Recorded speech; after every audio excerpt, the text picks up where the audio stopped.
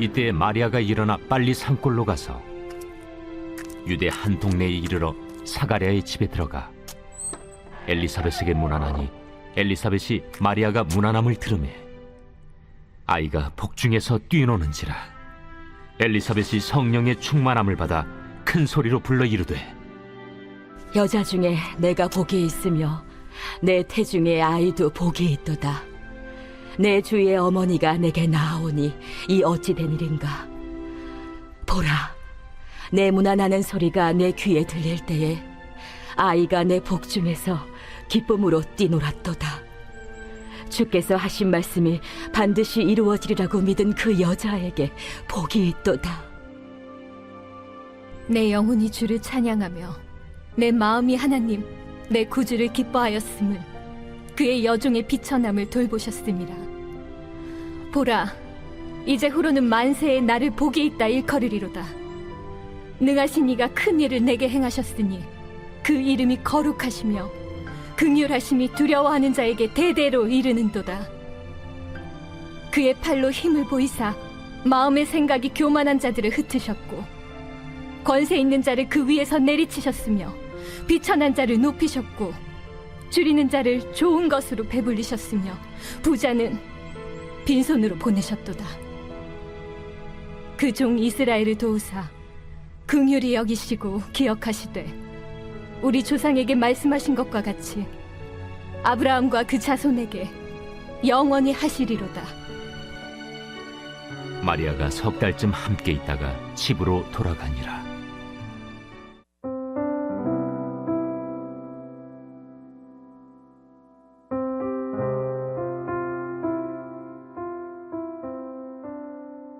오늘 본문은 누가복음 1장 39절에서 56절까지입니다.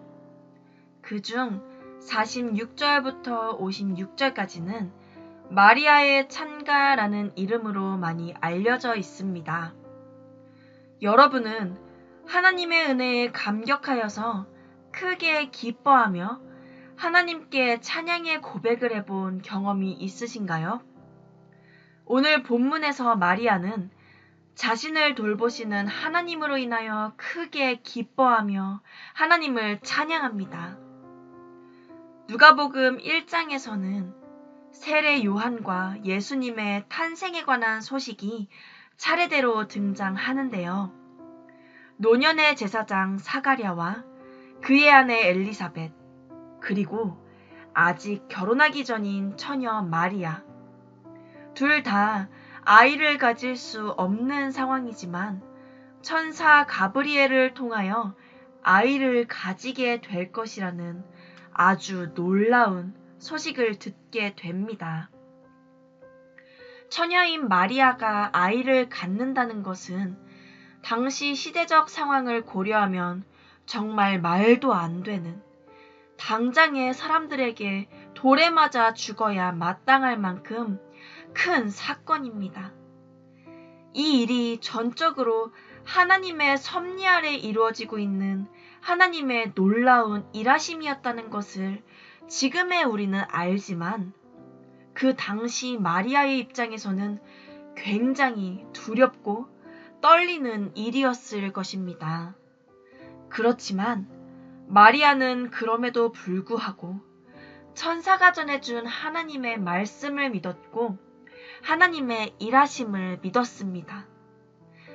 오늘 본문은 이 소식을 들은 마리아가 자신의 친족인 엘리사벳에게로 향하는 장면부터 시작하는데요. 마리아를 맞이한 엘리사벳은 마리아를 만나자마자 그녀의 뱃속에 아이가 있음을, 그 아이가 메시아임을 알았습니다. 그리고 42절에서와 같이 마리아와 아이를 축복하여 주었죠. 큰 소리로 불러 이르되 여자 중에 내가 복이 있으며 내 태중의 아이도 복이 있도다. 자신과 비슷한 상황에서 6개월이라는 시간 동안 먼저 은혜를 경험했던 엘리사벳이 전해준 축복은 마리아에게는 확신에 확신을 더해줌과 동시에 더없이 큰 위로가 되는 축복이었을 것입니다. 여러분도 이렇게 비슷한 처지에 놓여있는 믿음의 지체를 통하여 하나님의 크신 위로를 경험해 본 적이 있으신가요? 저는 저의 인생의 시간 속에서 저조차도 제 인생에 기대가 되지 않고 확신이 없어서 내일이라는 시간을 무서워하던 시절이 있었습니다. 그때 저와 비슷한 시절을 먼저 걸어갔던 믿음의 선배가 저의 아픔을 공감하여 주며 하나님께서 이끄실 저의 인생이 기대가 된다는 이야기를 건네주었어요. 저에게는 이 말이 하나님께서 주시는 더없이 큰 위로가 되었습니다. 세상 모든 사람들이 너의 인생을 보고 다 혀를 차며 안 된다고 하여도 나는 너를 그렇게 보지 않는단다. 너조차도 너를 포기하고 있지만 나는 너를 포기하지 않는단다. 제 자신에게는 확신이 없었지만 제 위에 계신 하나님께 확신이 생기는 순간이 있었습니다. 나의 인생을 끝까지 돌보실 하나님. 엘리사벳의 축복을 들은 마리아도 이와 동일한 위로를 경험했을 것입니다. 엘리사벳에게 축복을 받은 마리아는 자신을 돌보시는 하나님의 은혜에 감격하여서 하나님을 찬양하기 시작합니다. 48절을 보면은요. 그의 여종의 비천함을 돌보셨음이라. 보라, 이제 후로는 만세에 나를 복이 있다 일컬으리로다. 처녀의 몸으로 아이를 임신한 여인이라고 손가락질 받으며 온갖 오해와 억울함의 시간을 보내게 되겠지만 마리아는 자신의 이런 비천함을 하나님이 돌보신다고 고백합니다. 그리고 보잘것없던 자신을 이 땅을 구원할 메시아의 어머니로 만드신 하나님의 크신 은혜는 그 어떤 것과도 비교할 수 없을 만큼 큰 기쁨과 감격을 주었습니다. 이전까지 주목받지 못했던 마리아의 인생은 이 사건 이후로 지금의 시대까지도 예수의 어머니라고 불리는 축복을 누리게 되었고 복음의 역사에 참여하게 되는 복된 인생이 되었습니다. 마리아에게 그랬듯 우리의 인생 가운데에도 하나님의 일하심은 이렇습니다. 내가 전혀 생각하지 못한 방식으로 내 삶에 임하시지만 하나하나 뜯어보면 이미 약속하신 대로 이루어가고 계시고 그 속에서 위로로 함께 하시는 하나님의 신실하심을 보게 됩니다. 우리에게 필요한 것은 그럼에도 불구하고 하나님을 바라보며 또 놀랍게 이루실 하나님의 일하심을 믿고 기대하며 기다리는 것이지요. 45절에서 엘리사벳은 마리아에게 주께서 하신 말씀이 반드시 이루어지리라고 믿은 그 여자에게 복이 있도다 라고 축복하였고 마리아는 믿었습니다. 주의 말씀이 반드시 이루어지리라 믿는 그 사람에게는 복이 있습니다. 우리 모두가 그 복을 누리는 인생이 되기를 소망합니다. 하나님께서는 나를 사용하여 복음의 이야기를 펼쳐가고 싶어 하십니다. 나의 삶의 이야기를 통하여 하나님의 역사를 써내려가고 싶어 하십니다.